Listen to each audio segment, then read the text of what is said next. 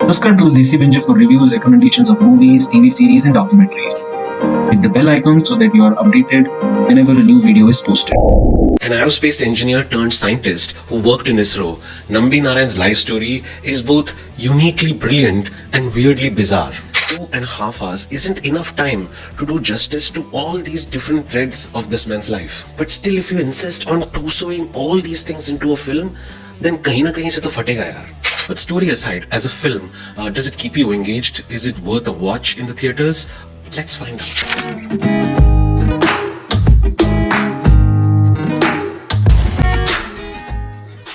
Hi guys, just back from watching Rocketry, The Nambi Effect in theaters, and this is what I thought about it.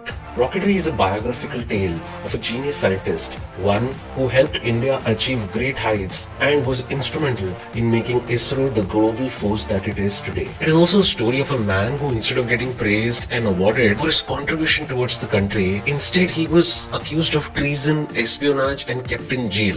Nambi Narayan's life story is both uniquely brilliant and weirdly bizarre. It's the kind of story which, if it wasn't true, would make for terrible fiction because nobody's going to believe it. So there is little surprise why Madhavan was enamored by it. He first went about researching the role, I think about 3 years, and then he decided to write the screenplay, finally deciding to direct as well as act in it. His passion for telling this story really shows, and it is indeed a story that needs to be told and retold again and again. मैं यहाँ इसलिए आया हूँ क्योंकि मेरे साथ जो हुआ वो स्टेज में किसी और के साथ नहीं होना चाहिए।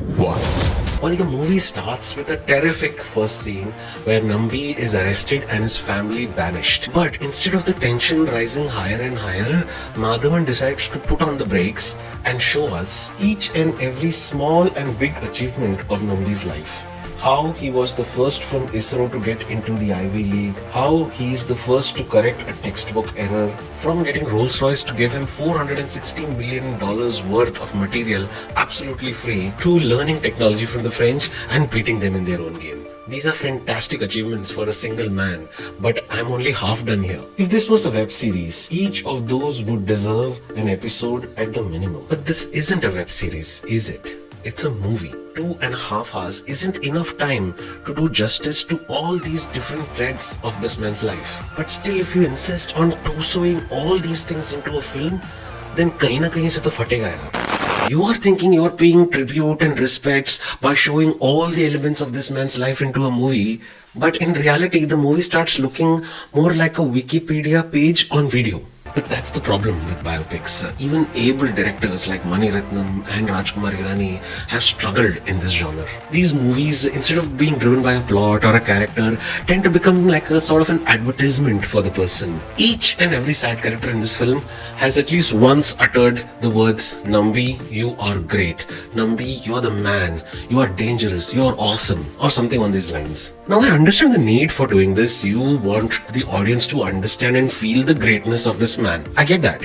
But as I always say, it should be done without the audience noticing it. Once the audience start noticing it, that means it's too much. There are so many incidents in Nambi's life that if Madhavan would have picked one or two and done full justice to it, then it would have made not only a riveting first half, but also have served the purpose of making people realize the man's brilliance. Take this example, the story of getting 59 scientists to learn French and then make them pretend as if they do not understand that language, just so that they can learn the said as well as the unsaid secrets of aviation technology from the French. They not only successfully achieve this con, but also go ahead and make an engine that is better than the French one. Now this is an incredible story which, in my opinion, should have been the entire first half. With Nambi's exploits in Princeton, ISRO and the Rolls-Royce story just mentioned on the side. Instead, this barely gets about 30-35 minutes. In fact, even the Russian deal story right in the middle of the USSR split, that again is enough and more material for the first half. But instead, these just become small entries. But having said all that, Madhavan does some course correction in the second half. It is much tighter, consistent and gripping. The serious impact of an allegation like this on a person's life vis-a-vis the absolute absurdity of these allegations is shown nicely. Madhavan excels in this part especially. His frustration, anger and helplessness are shown with a light hand. He elicits an emotion staying in character without going full hero style melodrama. I really enjoyed that part. Kudos to him for going for a story like this, a story of a scientist, and putting his entire stardom and might behind making this a mainstream film. Unlike certain critics, I actually liked the use of scientific jargons in this because it made me come back home and search for cryogenic fuels and stability margins. It was exciting. Also, unlike certain reviews that I saw, I did not quite see the religious angle getting played out that much. Yes, there's a Modi monologue right in the end, but that's par for the course. I also like the character of Unni, played superbly by Malayalam actor Sab Mohan. Simran was also good as Meena. The SRK cameo wasn't great, but it wasn't tacky either. And did you know that it was Gulshan Grover who's playing APJ Abdul Kalam? I didn't. Anyway, on the whole, the movie isn't bad. As far as biopics go in Indian cinema, this one's pretty okay. And despite all the flaws, on the binge meter, I would still rate this as average. But I am being a whole lot generous here. Because given the extraordinary nature of the story and the remarkable man that Nambi Narayan is, the film should have been better. A lot better. What Nambi did for the country vis-a-vis what the country did to him wasn't right. There's no doubt we've wronged him. In the climax, when the real Nambi Narayan shows up, it hits you. The realization that this man is real. What he went through is real. And we did this to him. His story serves as a warning so that such a thing never happens again. But just like his life, Nambi's story deserved a better film. You can watch Rocketry, The Nambi Effect in theaters. Bye.